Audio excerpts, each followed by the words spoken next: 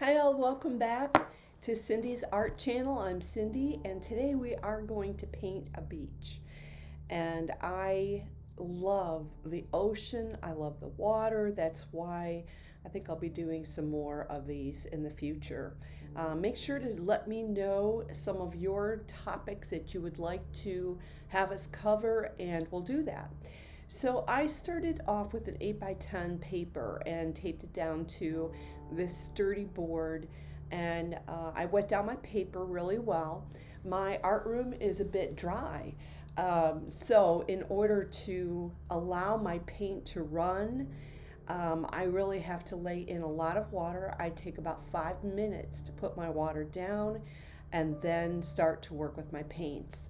And you can see here that I have laid out just a basic horizon line, the sky, and those colors, when they dry, they turn very, very light.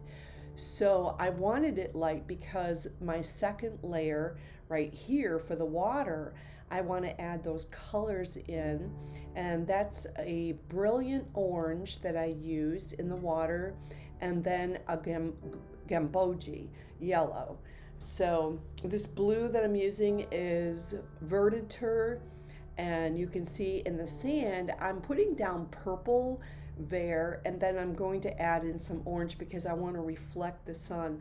But you have to make sure that you let your paint, your paper dry really, really well, because orange and purple together, or orange and yellow, will make mud. It'll be gray and it'll be ugly.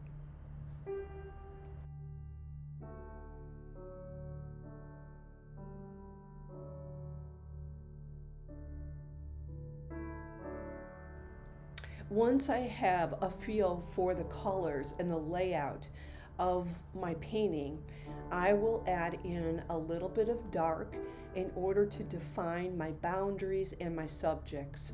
So everybody has a way of painting. In watercolor, you definitely always want to paint the light first, because you want to preserve the light as you move forward. If you cover the entire painting and you don't leave something light, you cannot remove the other layers of paint very well. Sometimes you cannot remove them at all. And so preserve the light, and then I lay in some additional black tones just so I can see where my boundaries are. Whenever I am painting from one section to the next, for example, I'm working on the hills right now. Well, I was working on the water before that, so I had to let this dry really, really well before I even painted this landscape background. One of the ways you can test your paper if it's dry is don't take the palm of your hand. You naturally have oil there, and when you put your hand or your fingers down on your painting with the, you know, the palm side, it actually can put oils and on your paper, and when you paint on top of that, it can cause more paint to absorb in those handprints or fingerprints. So you use the back of your hand. So if you want to see if your paper's dry, you just take the back of your hand and you touch your paper, and if it's cool to the touch, it's still wet. And you can always take a hair dryer and dry your layers in between, in between you wanting to paint one layer on top of another. So right now I've moved into painting this pier, and I'm going to add some more shading into the water, and I'm going to bring up a few techniques to you for you coming up here soon.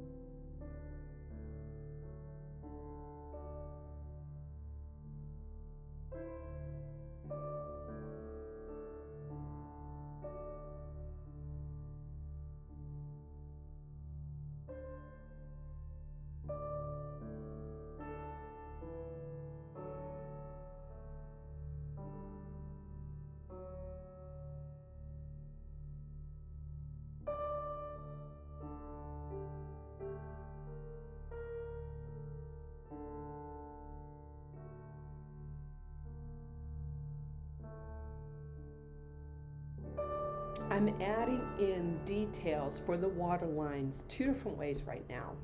The first way is what I'm doing now, a little brush, very small, and I'm going to grab this brush. I can tell you which one it is. I am using Princeton Neptune number 4, and this is a Kolinsky.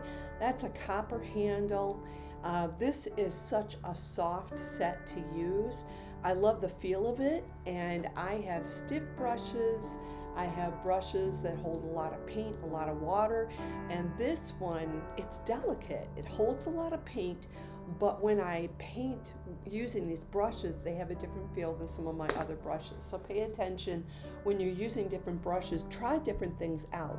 So anyway, I've got a little bit of paint on this brush, and I'm simply sketching out water lines. Now I'm going to shift to another technique. I'm using a little bit larger brush, but see how that brush is separated?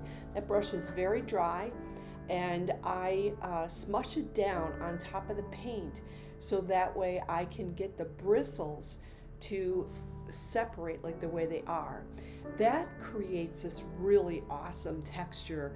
You can see that I'm sketching lines on there, and then I cheated and I smoothed it out with my finger, and for me, I know my hands are super dry, so it's not going to leave that oil, but you can also use a paper towel or something soft to kind of wipe that. But I'm using this dry brushing technique. That paper does not have water on it. I have barely enough paint and water on that brush, so I can keep that separation while I'm painting. You can see those bristles are continuously separated, and it's a great easy way to create some of the lines in water. I think I really enjoy painting water and the different lines. The lines that are up closer to you, they're more separated. The lines in the back are finer, and so I chose to bristle some lines in the background, but I kept it super light because the water was stiller, and as it moves towards the shore, it's got a little bit more activity, and I wanted to make sure that as I painted this, you could see the lines, you could see the smoothness, and you could see the reflection of the colors in the water. So I kind of preserved that. So I've moved on to some of the sea foam. I'm using white gouache, which is a different type of paint. You can use a white watercolor paint, but I would highly recommend at this point, I'm needing to put white on top of what already exists. And in order to make that pop, you want gouache. So I use straight white gouache. And it's like a watercolor, it's much thicker, and when you paint on top of other layers, you will see this white, it'll stay. Where if I use regular white watercolor, it's gonna be opaque. It's not gonna stand out. So anyway, I'm using my brush, and I call this like a sloppy dabbing on, because when the wave is cresting and it's near the seashore, it's not really pretty fine lines. It's just got, a cap to it, water caps, white caps on it.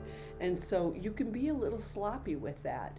Don't be afraid to try things, and you can always have your paper towel and a little bit of water, and you can dab it up and try a little bit, try again. Practice on another sheet of paper before you do this. So anyway, I'm coming to the end of this watercolor painting, and I always step back from my painting. I wait a day, I look at it, does it need anything else? And there's a point that I reach where I feel like it's complete, and we're really heading in that direction. So let it dry, let it sit, and we'll see how the rest of this goes.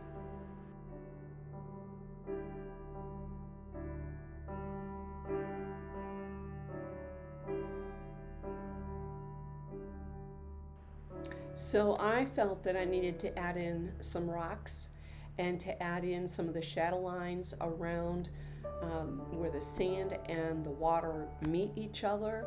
You want to create a 3D effect, and the darkness is always on the very bottom of the wave. So if you've got high top waves, you make sure that you put a little bit of darkness underneath that wave at the very bottom, because if you don't have the dark in there, you can't see the light really well. So I use Mincho pens micron pens to put in some of my details, and I also have Sakura gel pens that are white, and that's what I'm using right here to add a little bit more pop to that wave right along where those dark places are, and it really makes it pop, so I like it. And you can see with the reference picture, I didn't follow everything that was in that reference picture. You don't need to. You're not painting a photo to create another photo. You're painting, a piece of art. And so it's going to have your flavor, your taste, and your methods in it. So, and I always tell myself to chill and relax and let the painting come along and not judge it too quickly and say I hate it and toss it aside. So I like the way this one came out. I so appreciate having this time with you today. Hit subscribe if you are not a part of the channel yet. I would love to hear from you, and we will see you next time, guys.